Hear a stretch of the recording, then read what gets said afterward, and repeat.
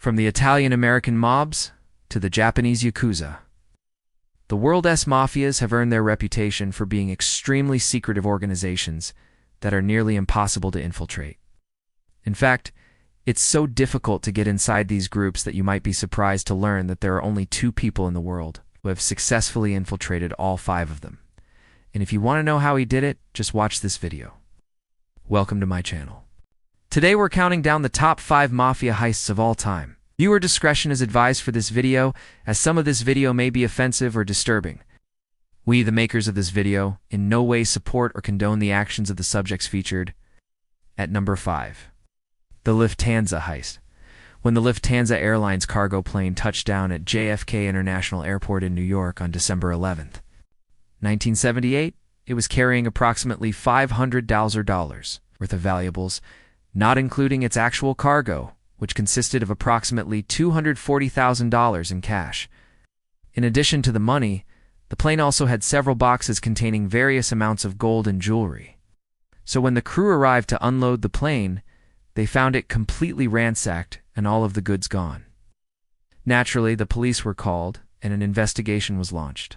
But since the airport had no surveillance cameras at the time, and most witnesses had either left the premises or could unidentify the thieves, the case went nowhere.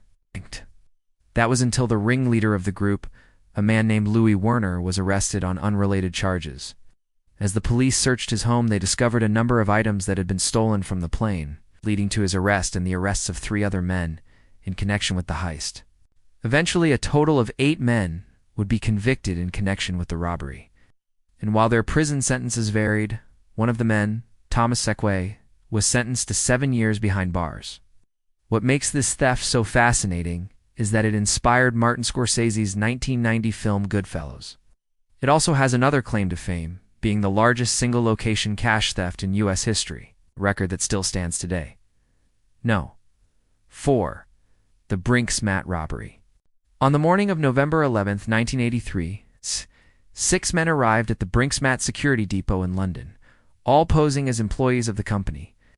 They told the guards that they needed assistance moving some of the metal ingots stored at the facility. And since the guards didn't find this request unusual, they agreed to help them out.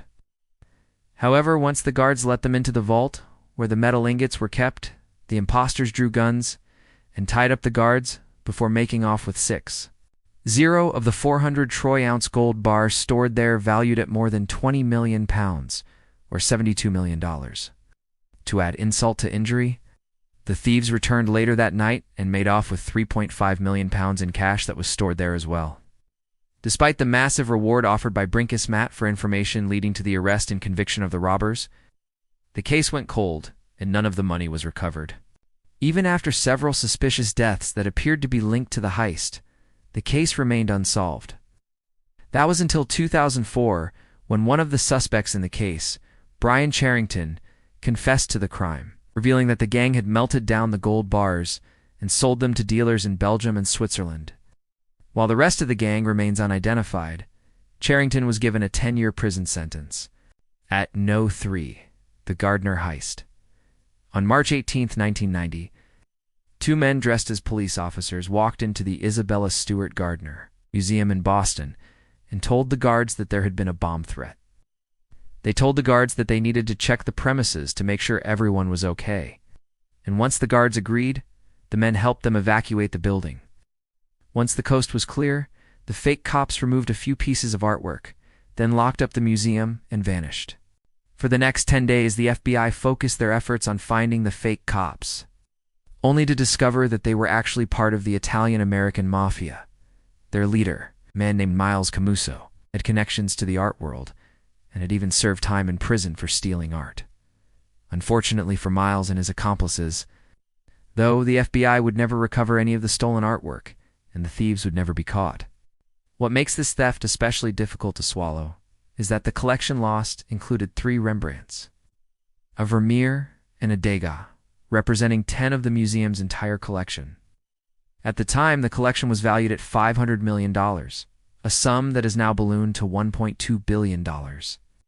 At 2. The Dunbar Armored robbery. For over 50 years, Dunbar Armored has provided cash handling services for businesses throughout the western United States. and in October of 1997, the company was contracted to transport $42 million worth of small bills from the U.S. Mint in Washington, D.C. to banks throughout the eastern United States. On October 11th, the armored truck carrying the cash arrived at its first stop, a bank in Maryland. But before the driver could unload the money, a van pulled up beside him, and several men jumped out, forcing the driver back into the vehicle. As he sped away, the men unloaded the $42 million and disappeared. Now, naturally, the FBI took over the investigation and soon uncovered that the men had used dynamite to blow open the driver's compartment in order to separate him from the rest of the crew. This made the Dunbar robbery the largest cash theft in U.S. history. And despite the FBI offering a $2 million reward for information about the robbery, none of the money was ever recovered and none of the thieves were ever caught. At No. 1. The Antwerp Diamond Heist. The city of Antwerp is world-renowned for its diamond industry and serves as the trading center for 50% of the diamonds traded worldwide. So when a thief stole $100 million worth of diamonds from the city's diamond center on February 16, 2003, the loss was devastating. To say the least, what makes this theft so unique is that the thief was able to pull it off without breaking a single window or forcing anyone into a vehicle.